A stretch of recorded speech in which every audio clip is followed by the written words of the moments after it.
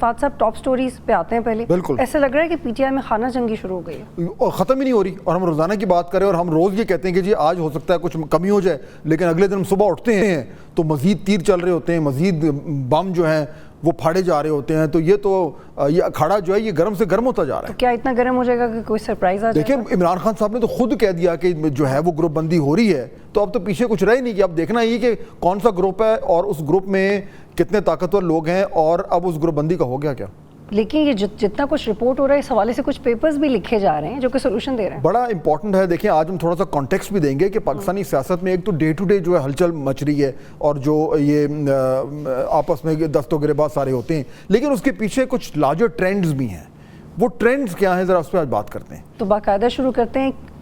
تحریک انصاف کو ہم روز ہی ڈسکس کرتے ہیں, روز نئے نئے بیانات سامنے آتے ہیں. اب رؤف حسن فواد چودھری کی لڑائی شروع ہوئی اور ایسی ماشاءاللہ لڑائی ہو رہی ہے کہ باتیں جو ہیں وہ سخت سے سخت ہوتی جا رہی ہیں. بیچ میں ہم نے سنا کچھ یہ کہ جی کچھ ایک دوسرے کو وہ کہا جا رہا ہے کہ جی تھوڑا سا ہاتھ ہولہ رکھیں, تنقید جو ہے وہ کچھ کم کریں. کل عمران خان صاحب سے جب ملاقات ہوئی صحافیوں کی تو عمران خان صاحب نے بالکل کہا کہ جی میں نے 2 گروپس کو بلا لیا ہے.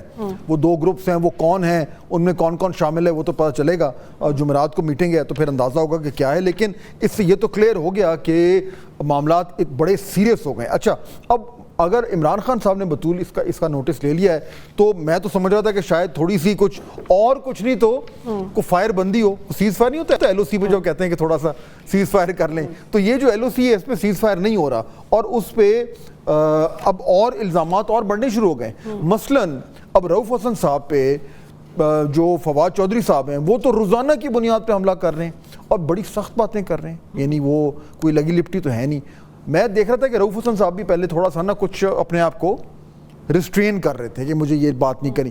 اب وہ بھی میرے خیال میں تھوڑا سا کھلنا شروع ہو گئے ہیں, اور انہوں نے جو کچھ باتیں کی ہیں وہ بہت ہی چپٹی ہوئی باتیں ہیں, اس کی بجائے کہ میں وہ دہراؤں. اب اس کا کیا مطلب ہے آپ مجھے بتائیں. میں تو حیران ہوں کہ یہ لوگ بچا کے رکھتے ہیں ایسی باتیں شاید ایسے وقت کے لیے, لیکن پارٹی ہے وہ پیچھے رہ جاتی ہے. بس یہی تو سب نے اپنی جو توپیں ہیں ان کو ٹائٹ رکھا ہوا ہے. کبھی بھی دیکھیں نا یہ نقطہ آپ نے اٹھایا نا بطول, اسی لیے آپ کو جو ہے وہ پڑھا لکھا اینکر کہا جاتا ہے.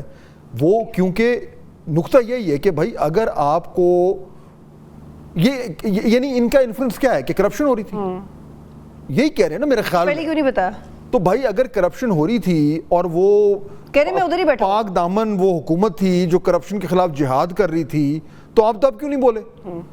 یعنی یہ تو یہ فواد چودھری صاحب کو انڈائٹ نہیں کر رہے, یہ اپنی پوری گورنمنٹ اور اس کے کلچر کو بھی انڈائٹ کریں. بہرحال دس از اے ویری سیریس ایکوزیشن. لیکن آپ کے سوال کا میرے پاس جواب ہے.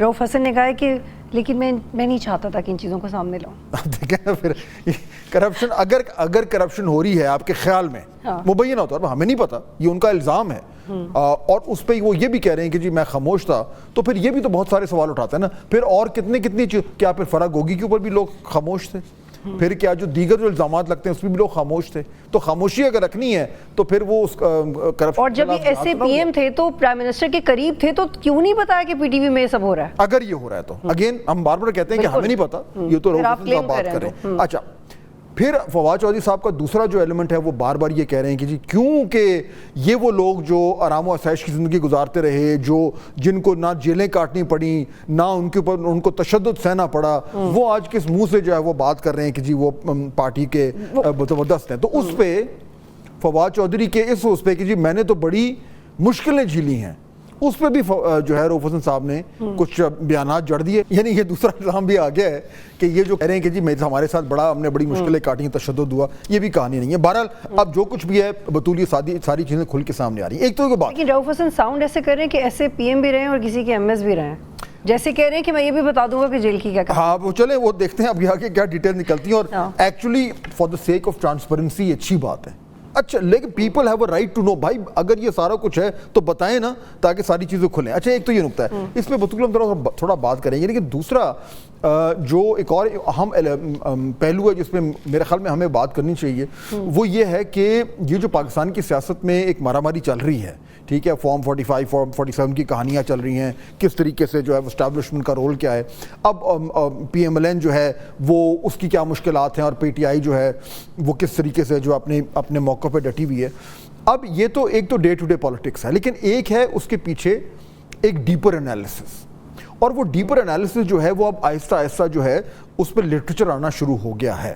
اس پہ کافی کچھ آیا ہے, بہت سارے پیپرز ہوئے ہیں, لیکن ایک تازہ پیپر آیا ہے ابھی ریسنٹلی, اور وہ کیونکہ سوشل میڈیا پہ بڑا چل رہا ہے تو میرے خیال میں وہ بنتا ہے کہ ہم تھوڑا سا اس کے حوالے سے اس میں ڈیٹیل میں بات کریں گے, لیکن اس کے حوالے سے ہم بات کرتے ہیں. یہ پیپر جو ہے اس کا ٹائٹل ہے پاکستان's کمنگ کرائسس, اور یہ جرنل آف ڈیموکریسی میں یہ چھپا ہے, اور یہ بڑی مشہور publish by Johns Hopkins university press ہے, اور یہ 2 آکسفورڈ یونیورسٹی کے پروفیسر نے لکھا ہے. اس میں بڑا انٹرسٹنگ جو ہے وہ ڈیپر لیول انالیسس ہے پاکستان کی پالیٹکس کا, اور یہ کہ پاکستان میں کس طریقے سے جو ہے ایک بڑا کوائٹلی ایک سوشل چینج آ رہا ہے, اور وہ سوشل چینج جو ہے اس میں اٹ از ڈیفائنڈ بائی ہماری جو ایک مڈل کلاس ہے جو کہ گرو کر رہی ہے, ایسپریشنل اس کے لیے لفظ استعمال کرتے ہیں, جو سوشلی فائنینشلی اوپر جانا چاہتی ہے, اور اس کے پاس اویئرنیس زیادہ آ گئی ہے.